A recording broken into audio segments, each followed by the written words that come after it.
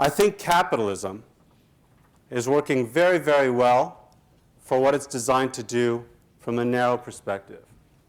I think capitalism, if we let it continue as business as usual, will destroy us. Right? Capitalism does what it's supposed to do very, very well if you look at things from a narrow perspective. But it's a system that's gone awry in the current context. So what I'm hoping to do is deconstruct capitalism a little bit, talk about some other approaches to modifying it or developing another system. Okay? So the question is, what is the source of the problem within capitalism? And I think it really gets down to, and this is by design, it gets down to the leveraging of self-interest, right, to maximize social good. But the way it's done inside major corporations is that the shareholder or the owner, whoever this is, tries to maximize their returns, and they control the organization, and they try to externalize the costs. Okay? So capture all the value and externalize the costs. And that's a great way to maximize, and firms are very, very good at maximizing revenue capture for their owners. Right? But from a societal perspective, it suboptimizes. Because you're not trying to, as an organization, you're not trying to maximize value creation overall. You're trying to maximize value capture for one of the stakeholders. And what that means is a lot of costs are pushed out onto society, as well as certain value simply not being created. And this, I think, is one of the biggest challenges we face and a root challenge in society, whether it's in terms of environmental degradation, whether it's in terms of economic inequality, whether it's in terms of firms in the economic sphere using whatever leverage they can to influence the political system such that they can profit even further.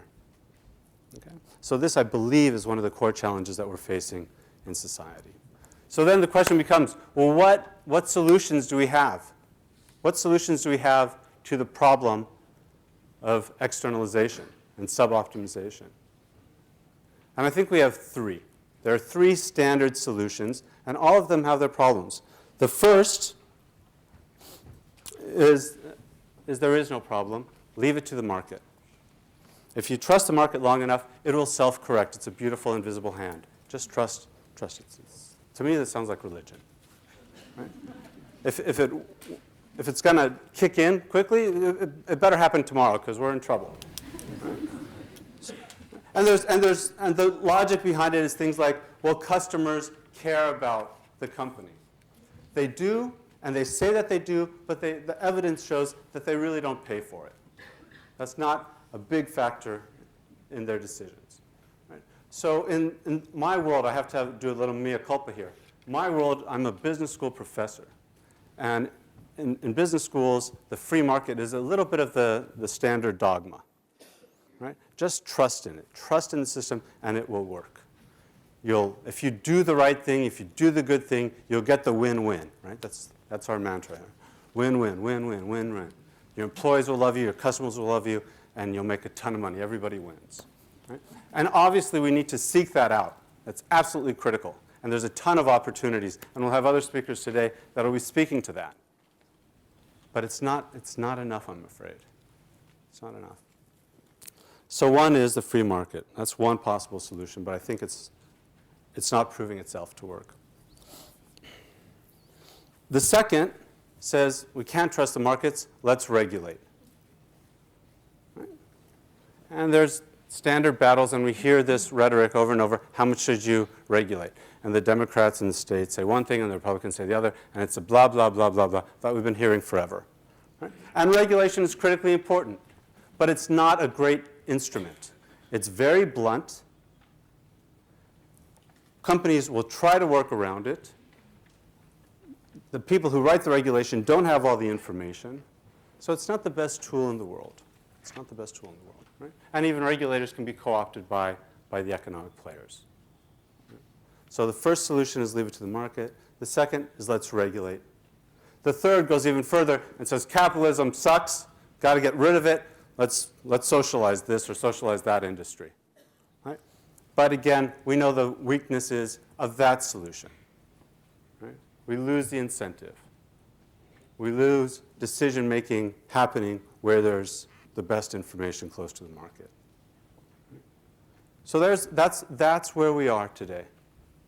We've got capitalism, which creates all sorts of externalities and sub-optimizes. We have three solutions: leave it to the market, regulate, socialize, and all of them have their weaknesses. What I'd like to propose is a fourth solution. It's not instead of, hopefully in addition to. And that would be, instead of trying to, as regulation does, trying to internalize the costs, what we want to do is internalize the interests. What we want to do is change the objective function, the goal of the firm. And how do you do that? Well, I'm kind of a realist in some ways. I don't think it's through writing nice mission statements on web pages. I think it has to do with power and ownership and control. And I think what we need to do is broaden the ownership of firms so that the interests of various stakeholders are brought within the decision-making process of the firm. Right now what we have are firms that are trying to maximize shareholder value, and they're having battles with external stakeholders, whether it's NGOs or unions or governments or what have you, local communities. The battle's taking place across the organizational boundary, and it tends to be late and reactive and confrontational. What if instead of that, we brought those interests into the ownership structure and let the battle take place within the board? Right? My guess is you'd have better, more effective, quicker decision making. Right? And you wouldn't have externalization of these costs because those costs will now be considered as part of the objective function of the firm, as part of the purpose of the firm. Does this make sense? I think this solution has a lot of advantages over other solutions. So for example, we're not getting rid of market competition as we would in socialism. So you still have all that value creation and energy that comes out of self-interest. That's hugely important, I think. You have finer decision-making taking place than you do when you have blunt regulation. And you don't have a free market system, right? This is the first solution that we talked about, free market system where the firm is only trying to serve a single interest. Now it's serving most of the interests that are affected by the firm. The question, I think, then, is if this is a solution, dear Michael, right, would it work? Would it be robust? Can firms like this survive? And there's good empirical and theoretical reasons to think so. First, empirically, we see a great growth rate of these types of firms, where you have broader ownership structure, whether it's in co-ops, B corporations in the US, what have you.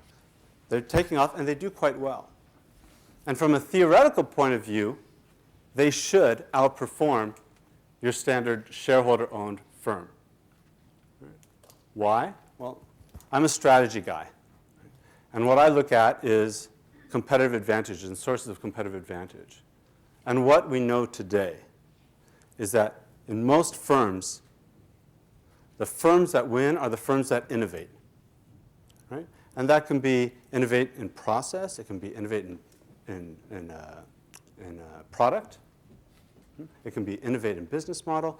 But it has to be about innovation. And innovation is about knowledge. It's about creating knowledge, sharing knowledge, and using knowledge.